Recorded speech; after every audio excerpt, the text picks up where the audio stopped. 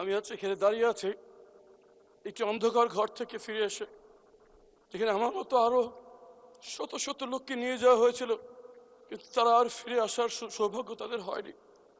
তাদের পক্ষ থেকে, তাদের পরিবারের পক্ষ থেকে একটি বিশেষ বিষয়ে আপনার দৃষ্টি আকর্ষণ, এই মহান সংসদ দৃষ্টি আকর্ষণ করতে যাচ্ছে।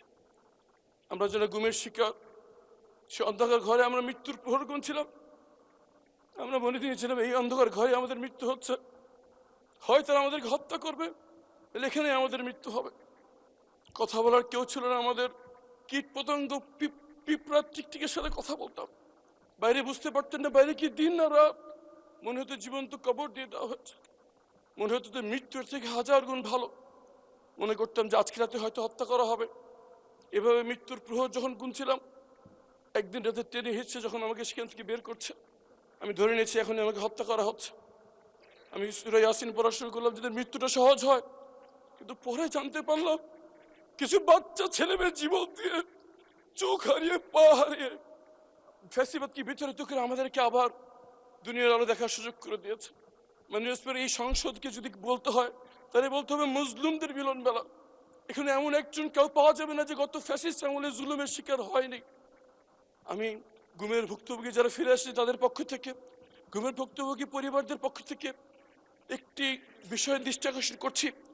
আমরা স্তম্ভিত হয়ে লক্ষ্য করছি আমাদের সাথে যা করা হয়েছে, এই জুলুম যেন এই বাংলার মাটিতে আর কোনোদিন না হয় সেই নিশ্চিত করার জন্য যে দুটি আইন করা হয়েছিল, গুম প্রতিকার এবং প্রতিরোধ আইন এবং মানবাধিকার কমিশন আইন, বিশেষ কমিটি এই আইনগুলো বাতিলের সুপারিশ করেছে। মাননীয় স্পিকার, কেমন করে যে নিজের গুমের শিকার ভুক্তভোগী,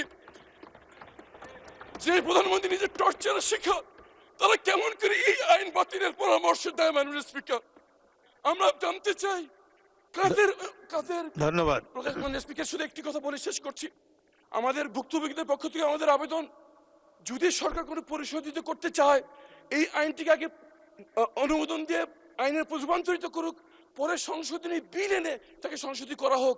যদি সেটা না করা হয়, 12 তারিখ এই আইনটি বাতিল হয়ে গেলে 13 তারিখ গুমের কোনো সংজ্ঞা থাকবে না। ধন্যবাদ। মাননীয় আইনমন্ত্রী।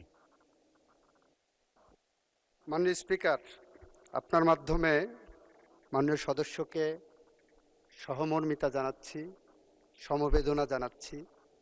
যারা গুম হয়েছেন তারা কেউ আমার স্বজন, আমার ভাই, আমার বোন, আমার আত্মীয়, আমার প্রতিবেশী, আমার বাংলাদেশের মানুষ, আমার জিয়া পরিবারের সদস্য